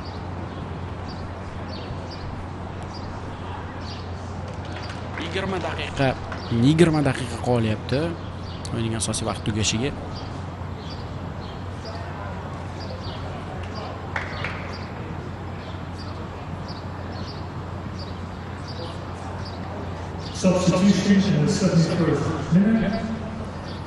Adashmasam yana o'zgarish bo'lyapti. Ha, menimcha Niderlandiyada o'zgarish. Bizga esa uchrashuvda yuzaga kelgan xavfli vaziyatlar namoyish etib berilmoqda. Ikkinchi taymning yagona xavfli epizodi mana shu. Inobatga olinmagan gol endi statistikadan o'chirib tashlanadi. Sammervillening urinishi. Albatta O'zbekistondan ham ko'plab muxlislar tashrif buyurgan. Amerika Qo'shma Shtatlarida istiqomat qiladigan o'zbekistonliklar qolaversa juda ko'pchilik aynan jahon chempionatiga yo'l olmoqda mamlakatimizdan ham. Frenkie de Jong demak almashtirildi, uning o'rniga Gustil maydonga tushirilmoqda. Gustil o'ziga xos futbolchi, ya'ni kim Niderlandiyada tug'ilmagan yagona o'yinchi hisoblanadi jamoa tarkibidagi.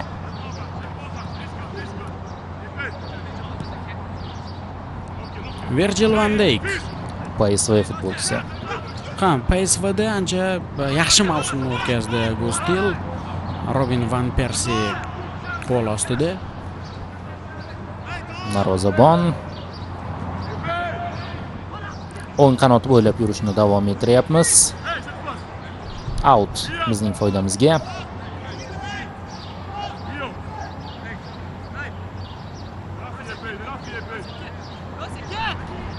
Yon chiziqdan to'p o'yinga kiritib berildi. Akmal Mazgavoy shu yerning o'zida bosim o'tkazyapti raqib va to'p oldingi chiziqqa tepib berilmoqda. Yaxshi imkon yuzaga kelishi mumkin agar Sayfiyev o'tib ketganida.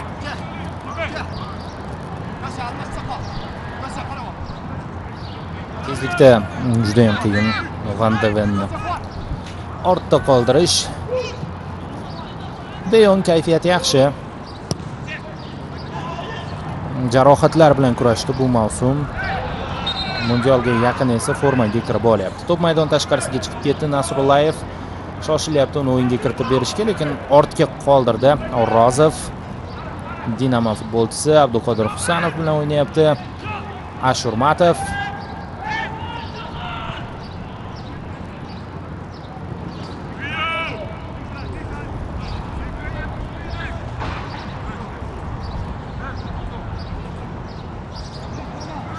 Guruhdagi raqiblarimiz ham o'rtoqlik o'yinlari o'tkazyapti. Kolumbiya Iordaniyaga qarshi o'yin o'tkazdi kecha va 2-0 hisobda g'alabaga erishdi. Iordaniya bir kishi kam bo'lib qolgan. Undan avvalroq Kosta Rika bilan bahs olib borib 3-1 hisobda g'alabaga erishgan. maydon markazida to'qnashuv, Hamdamov ishtirok etdi. Menimcha hammasi joyida o'rnidan turyapti. Dostonbek bu yoqda esa Somerville. Kongo esa Daniyaga qarshi o'yin o'tkazdi 0-0 va Yamayka bilan bahs. Bu o'sha kvalifikasion jahon chempionatiga kvalifikasion turnir doirasida o'tkazilgan. Chili bilan o'ynaydi. Kongo Endi Chili bilan o'yini bor. Va Portugaliya terma jamoasi Portugaliya Chilini mag'lub etdi. Qizil kartochkalar bilan o'tgan o'yin Rafael Leao'ning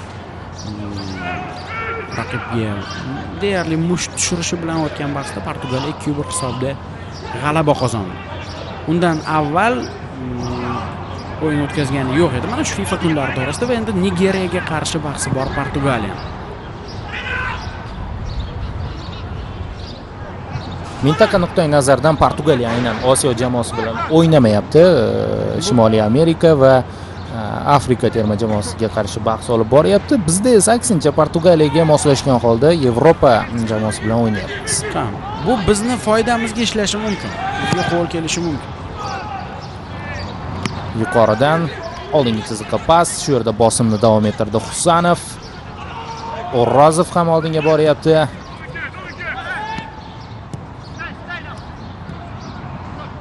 Maydon markazida niderlandiyaliklar Reinders.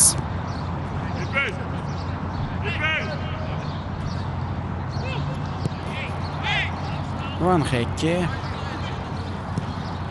oldingi chiziqqa uzatma amalga oshirildi. Ko'proq mudofaaga urg'u qaratyapti terma jamoamiz a'zolari. Chap qanot orqali hujum tashkil etiladi. Ichkariga pas. Yaxshiyamki ulgurmadi Robbi.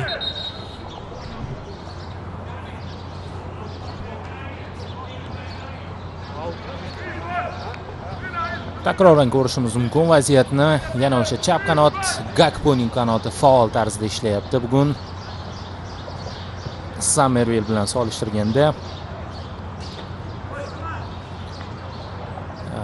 va mana bu bahsdan keyin baribir Hoji Akbar Aljonov, Yahruz Kalimov aynan o'ng qanot himoyachilari safga qaytishadi. Iskandarov hamda Sergeyevlar maydonga tushmoqda.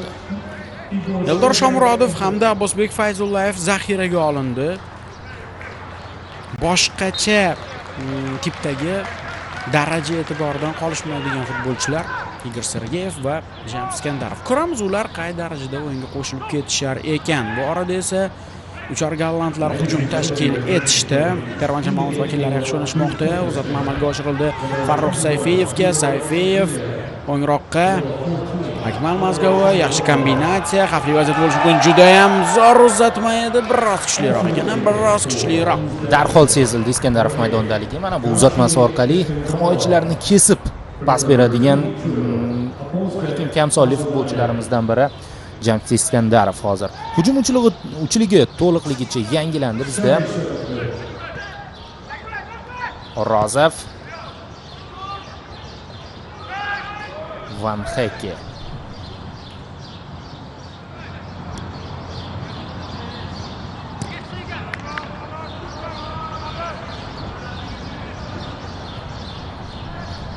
Van Heke. Charchoq sezilyapti baribir. Ham menimcha ham charchoq sezilmoqda va himoyada imkoniyatlarimizni balkim murabbiy ko'rib olayotgandir. Baribir Hamidyor Jahon chempionatigacha bir nima deya olmaymiz. O'rtoqlik uchrashuvi baribir o'rtoqlik o'yini. Unga yondashuv boshqacha bo'ladi, natija muhim emas. Ronald Koeman O'zbekiston terma jamoasida yana bir imkon yuzaga kelishi mumkin. Yo'q. Tartibli o'ynadi niderlandiyaliklar. Mark Flekken.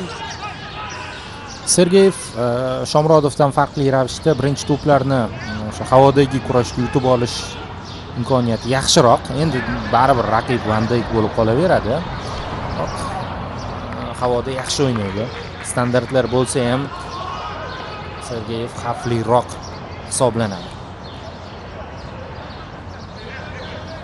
Buyog'iga qanotdan uzatmalar ham ko'payishi mumkin.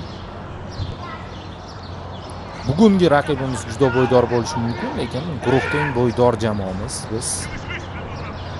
Va bunda Sergeyev kerak bo'ladi.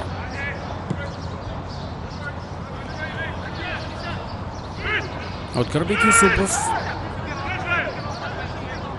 biroz oldinroqqa chiqdi. Yusupov uzoq masofaga to'pning yetkazilishi.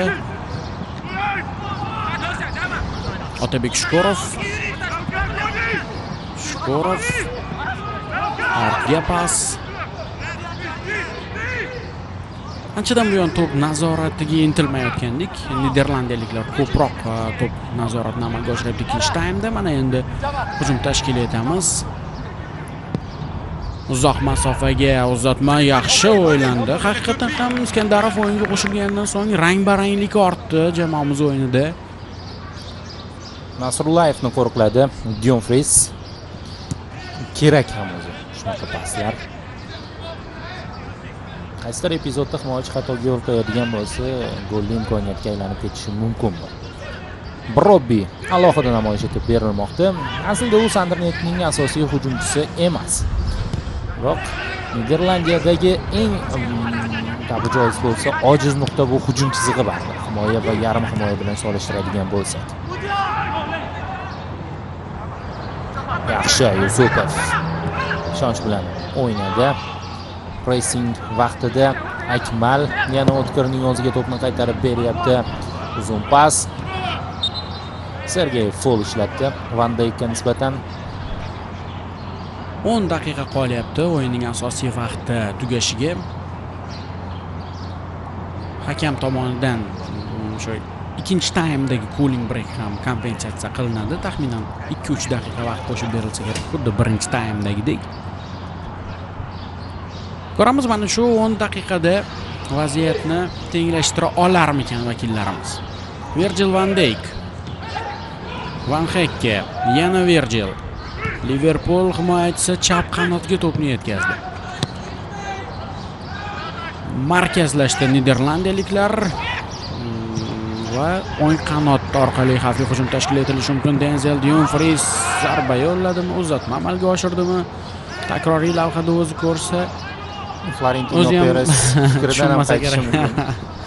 Denzel Dumfriesdan juda ham noaniq uzatma. Hozir Dumfries Interda ham mana shu o'ng qanotdan jarima maydonchasi ichiga yorib kirib ketishi bilan mashhur, lekin bugun unchalik ham mana shu o'zini individual mahoratini qo'llamayapti yoki imkon bermayapti futbolchilarimiz. Van Heke. Yana bir xavfli vaziyat bo'lishi mumkin. Gollandiyada xavfli uzatma, yaxshi o'ynadi. Himoyachimiz biroz qaltisroq, ammo Rustam Ashurmatov to'pni maydon tashqarisiga chiqarib yuboryapti. Gakpo bugun yaxshi taassurot qoldiryapti. Aslida Liverpoolda eng ko'p tanqidlarga uchragan futbolchilardan biri Cody Gakpo. Bu mavsum sermahsullik namoyish eta olmadi, ammo Niderlandiya terma jamoasida balki mana shu uchrashuvning eng yaxshisi ham bo'lar, gol urganning inobatga oladigan bo'lsak. Van Dijkni kim qo'riqlaydi? Jarima maydoniga kirib boryapti Virgil. Yuqoridan pas qaytarildi Sergeyev tomonidan. 83-daqiqa. Mark Flekken tomoni uzatma amalga oshirilyapti.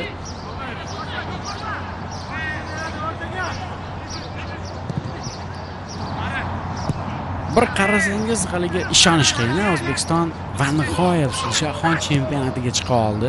İşte Gustil jarima maydonida qolgandi. Hanuz e'tirozlar davom etyapti.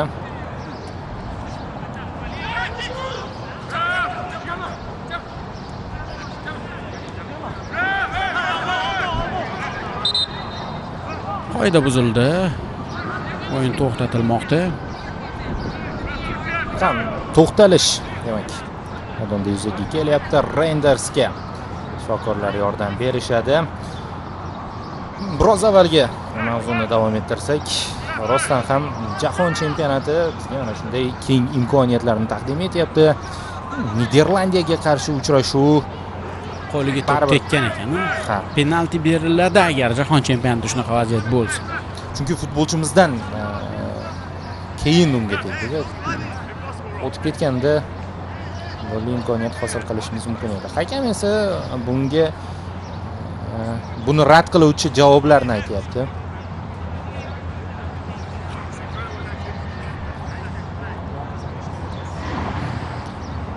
Yana bir to'xtalish. Ikkinchi bo'limda shifokorlarga ham ish topildi. O'sha Verbruggenga yordam ko'rsatgan chiziq ko'rib chiqilyapti vaziyat. Menimcha. Ichkarida yoki tashqaridaligi ham muhim bu yerda. Hop. Ichkaridagi endi to'liq o'rganib chiqilishi kerak. O'zi garchi o'rtoqlik uchrashuvi bo'lsa ham Muhammadiyor hozir VARda hakam bor ekan, yo'q deb o'ylagandim mana. Guido Gonzales hamda Ryan Graves VARda ishlayotgan hakamlar ekan. Bosh hakam Melissa Penningtonni oldiga chaqiradi. O'zbekiston terma jamoasi foydasiga penalti belgilanishi mumkin. Ko'ramiz. To'p qo'lga tekkanligi aniq. Raqib qo'li notabiiy holatda bo'lganligi aniq. Bitta masala qoladi. Chiziqni ichkarisidamidi yoki tashqarisida? Va Ronald Koemanga shu yerda rahmat aytamiz. Aynan Gustilni maydonga tushirdi. Hozir odatda himoyalanayotgan futbolchi qo'lni bunaqa darajada keng yoyib yuborishi mumkin emas. Haqida gap so'z bo'lish mumkin emas bu nuqtada. Mana shu yerdan boshlandi. Mana shu joyda stop kadr kerak. Bunisida emas, biroz keyinroq milliy soniyalar oldinga yurg'izilishi kerak kadr.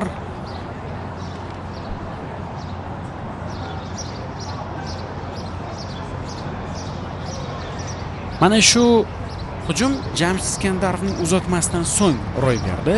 3 ta xavfli pas berdi. Birga bir chiqib ketilayotgan vaziyatda qo'l bilan o'ynalganligi uchun golni to'xtatib qoldi bu yerda.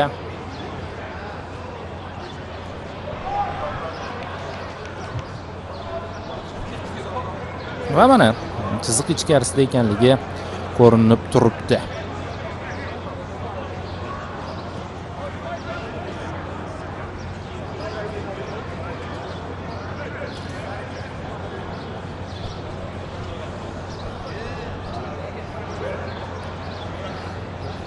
Ronald Koeman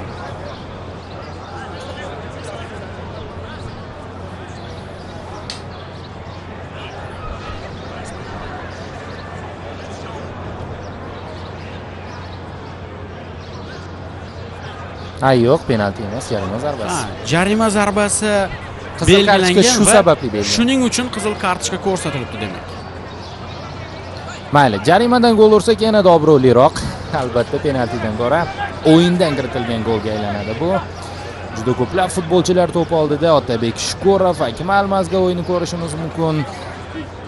Shukurovni kuchga e'tibor qaratdi, lekin masofa yaqin edi. Bu yerda texnik jihatdan yo'llash yaxshiroq edi. Ha, Shukurov asosan shu kuchga ko'proq urg'u qaratdi va Niderlandiya futbolchilari bir kishi kam bo'lib qolyapti hozir. Bilasizmi, menga hali ham jarima maydoni ichida Qizildan ko'ra penalti yaxshiroqda.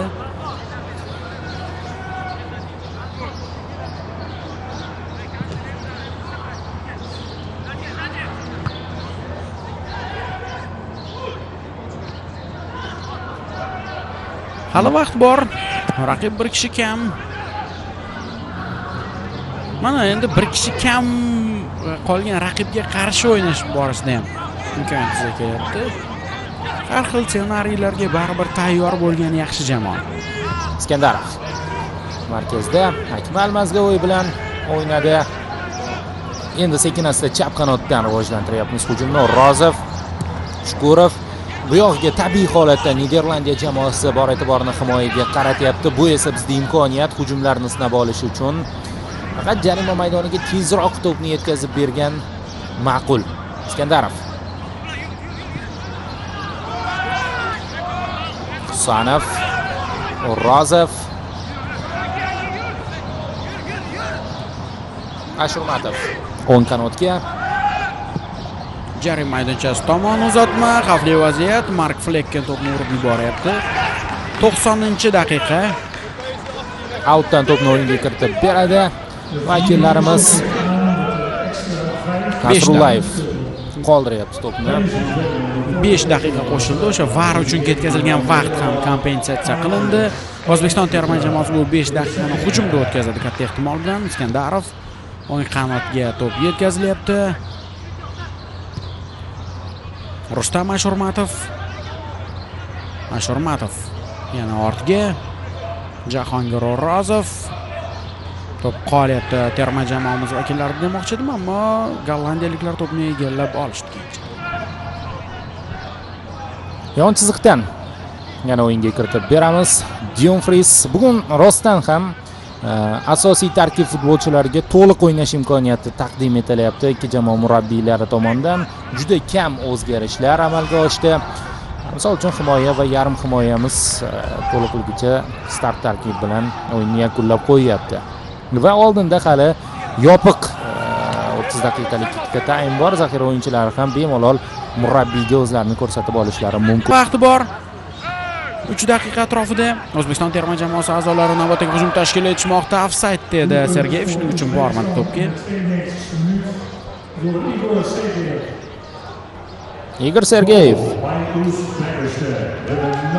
Jahon chempionati oldidan o'rtoqlik uchrashuvlarimizdagi birinchi gol muallifi va mundialga juda yaxshi kayfiyatda kirib oladi. Bu yog'iga Igor Sergeyevning o'zi alohida olib qaralsa ham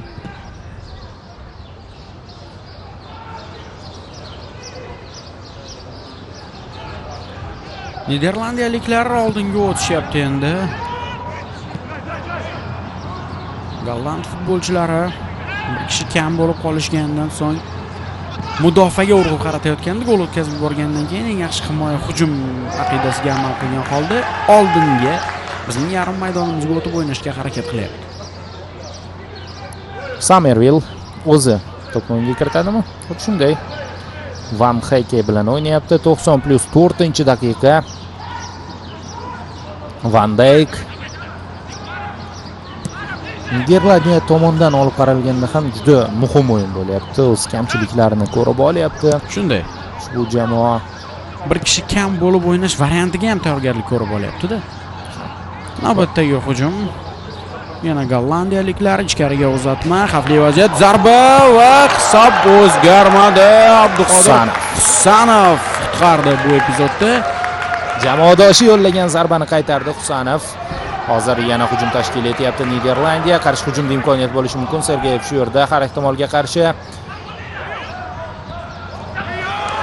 olib qo'ydik to'pni. Ko'pchilik bo'lib oldinga o'tishimiz mumkin. Iskandarov vaziyatni kutdi. Mana endi o'ng qanotga to'pni yetkazib beryapti. Jarima maydonida ham futbolchilar bor.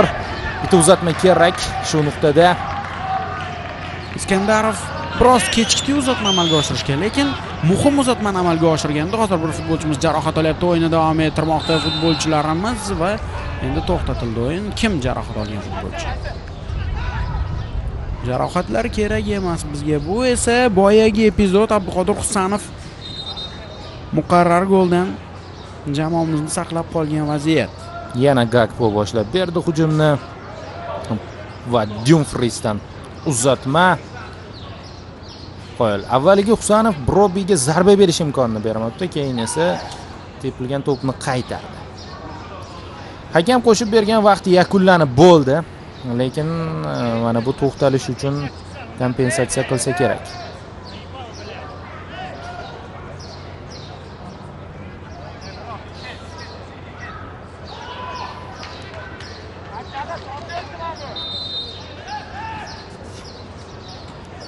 Ha. Akmal Mazgavoy emas, niderlandiyalik futbolchi assist amalga oshirib bergan bo'lib chiqyapti Sergeyevga. Igor Sergeyev yaxshi pozitsiya tanlabdi o'sha epizodda. Bu onda esa Niderlandiya hujum tashkil etdi. Otkor Yusupovdan zo'r seyv. Qutqardi hozir Yusupov. Burchak zarbasi amalga oshiriladi va menimcha bu uchrashuvdagi eng so'nggi hujum bo'ladi. Takroran ko'rishimiz mumkin. Rozov o'tkazib yuborgan ekan. Somervilni qo'ying. Yusupov juda muhim seyvni amalga oshirdi. Uchrashuv yakunlandi.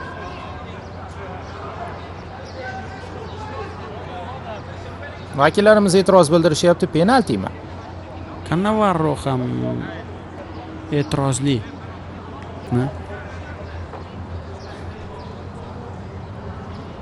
Penalti ekan. Afsuski. Van Dijk tepadimi bu safar?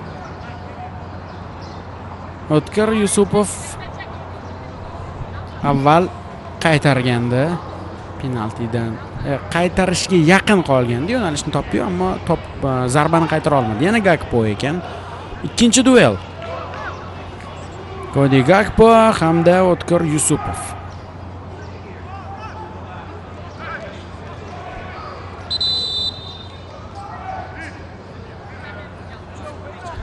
+8 daqiqa o'tyapti.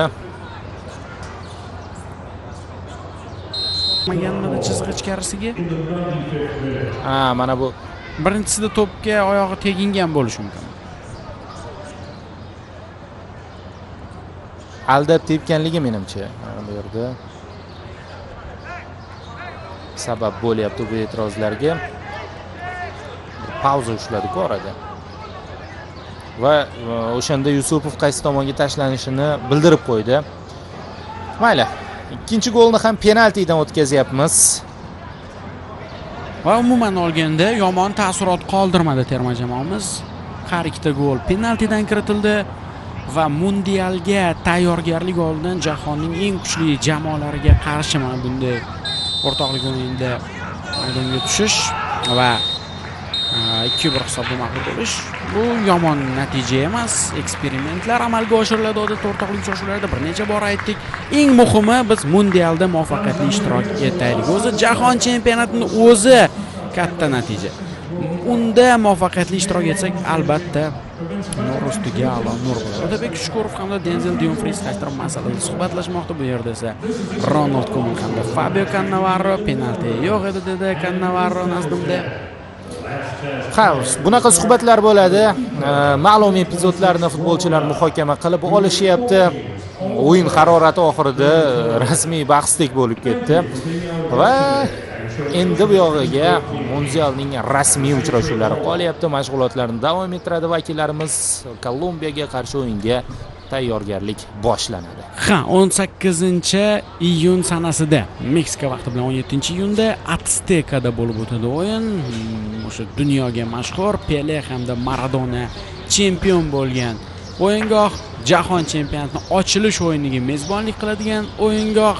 O'zbekistonni ham mundiallardagi ilk o'yiniga mezbonlik qiladi. Tongi 7:00 da boshlanadi uchrashuv. Albatta Futbol TV, Sport TV maksimal darajada sizning e'tiboringizga bu bahslarni, reportajlarni davom ettirishga harakat qiladi.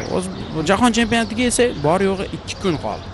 Ha, do'stlar, bugungi o'yindan tayyorlangan reportajimiz ayni shu pallada yakuniga yetadi.